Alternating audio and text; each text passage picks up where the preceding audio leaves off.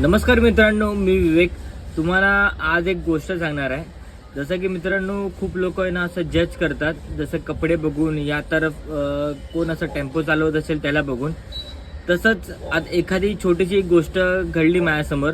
मी होतो कांजूरमार्गला आणि जस्ट काहीतरी 12:20 झाली होती आणि एका बोलतात ना शाळेचा टायमिंग असतो, तर एक मुलगा होता 8 या 9 वर्षाचा असेल समथिंग। त्यांनी वाटतं अभ्यास केला नव्हता म्हणून तो रडत होता। कारण बाई आपल्याला माहिती आपण पण तसेच गेलोय, ठीक आहे। अभ्यास न करता शाळेत जाणं म्हणजे बाई एकदम रडायचं, नाहीतर मग पोटात वगैरे दुखतंय आई असं बोलून मग शाळेला ती सुट्टी मारायची। असा एक मुलगा रडत होता। सो त्याची आई तशी बोलते की चल चल अभ्यास नाही केला तरी मी आपल्या शिक्षक जे पण टीचर्स आहेत ना त्यांना सांगते की जाऊ द्या, आज ह्याला सोडा, नेक्स्ट टाइम असं परत कधी होणार नाही। सो सिग्नल सुटायला काहीतरी 20 सेकंड बाकी होते। तेवढं ती काय म्हणाली माहिती आहे, मला बघू ना की तू अभ्यास नाही केलास ना तर ह्या दादासारखं तुला गाडी चालवायला लागेल।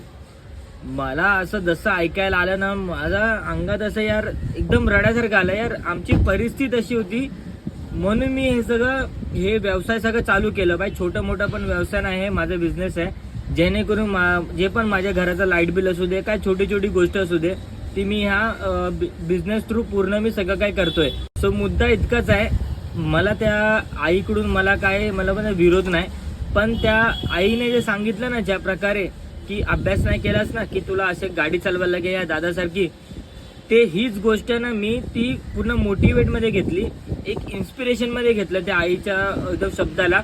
आता जे काय करायचं आता स्वतःसाठी करायचं आणि फॅमिलीसाठी करायचं, जेणेकरून लोक आहे ना तुम्हाला बघून कधी जज करू नये। सो बोलतात ना मित्रांनो, एक छोटीशी कहावत आहे, डोंट जज बुक बाय इट कव्हर। तसंच मित्रांनो कधी कोणाला कमी समजू नये। सो ज्या प्रकारे आमची सिच्युएशननुसार आम्ही फॅमिली सोबत जे पण काय आमच्यासोबत घडलं ते मी अनुभवलंय आणि ज्या प्रकारे आता माझा बिझनेस मी सेटअप करतो तो प्रकारे मला माहिती आहे किती मला प्रसंग येणार आणि किती लोक काय काय बोलणार।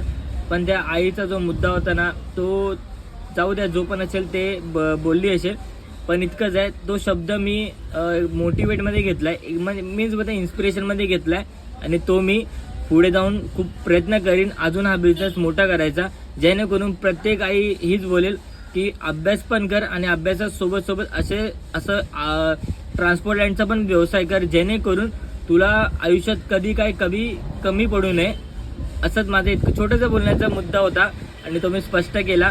तो तुम्हाला जर चांगलं वाटलं असेल तर भाई कमेंटमध्ये नक्की सांगा, मी चुकलो की मी बरोबर बोललो ते मला बस कमेंटमध्ये नक्की सांगा।